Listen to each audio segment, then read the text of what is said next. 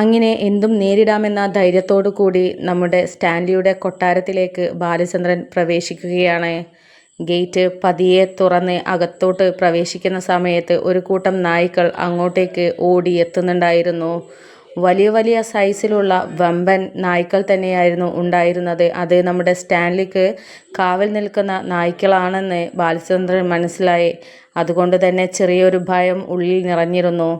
അങ്ങനെ പതുക്കെ ഉള്ളിലോട്ട് പ്രവേശിക്കുന്ന സമയത്ത് വിറച്ചു നിൽക്കുന്ന ബാലചന്ദ്രനെ കണ്ടിട്ട് സ്റ്റാൻലി ആരാ എന്ന് ചോദിക്കുകയാണ്. എന്നിട്ട് നായ്ക്കളോട് അവരെ ഒന്നും ചെയ്യരുത്, അടങ്ങി നില്ല് എന്നൊക്കെ പറഞ്ഞിട്ട് അമർത്തി നിർത്തുന്നുണ്ട്. ആ ഒരു സമയത്ത് ബാലചന്ദ്രനെ അകത്തോട്ട് ക്ഷണിക്കുകയും നിങ്ങൾ ആരാണ്, എന്താ വേണ്ടത്, നിങ്ങൾ ആരെ കാണാനാണ് വന്നത് എന്നൊക്കെ ചോദിക്കുമ്പോൾ ഞാൻ സ്റ്റാൻലിയെ കാണാൻ വന്നതാണ്, നിങ്ങളാണോ സ്റ്റാൻലി എന്ന് ചോദിക്കുകയാണ്.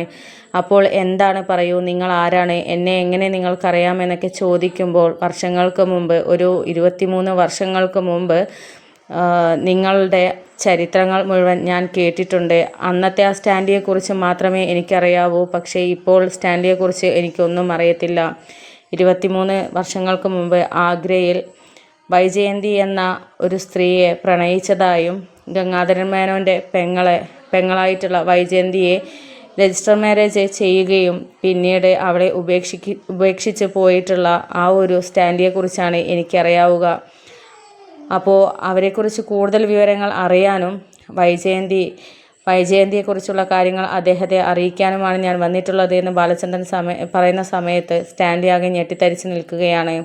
എന്ത് വൈജയന്തിയോ, അവളിപ്പോൾ എവിടെയാണുള്ളത്, നിങ്ങൾ ആരാണ്, നിങ്ങൾ എന്തിനാ വന്നത് എന്നൊക്കെ ചോദിക്കുമ്പോൾ ഞാൻ വൈജയന്തിയുടെ ഭർത്താവാണ്, നിങ്ങളെ അന്വേഷിച്ചിട്ടാണ് വന്നത്, നിങ്ങളും അവളുമായിട്ടുള്ള പ്രണയബന്ധം ഞാൻ ഇപ്പോഴാണ് അറിഞ്ഞത്, അതിൽ നിങ്ങൾക്കൊരു കുഞ്ഞു ജനിച്ചിട്ടുണ്ടായിരുന്നു, അത് നിങ്ങൾക്കറിയാമോ?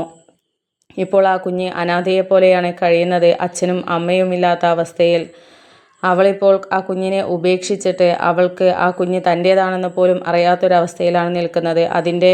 അതിനെ അതിൻ്റെ അച്ഛനെ ഏൽപ്പിക്കാനാണ് ഞാൻ വന്നിരിക്കുന്നത്. അതുകൊണ്ട് സ്റ്റാൻലി, നിങ്ങൾ അലീനയെ, ആ ഒരു പെൺകുഞ്ഞിനെ നിങ്ങൾ സ്വീകരിച്ചേ പറ്റൂ എന്ന് പറയുകയാണ്. അപ്പോൾ ആകെ ഷോക്കായിട്ട് നിൽക്കുകയാണ് സ്റ്റാൻലി.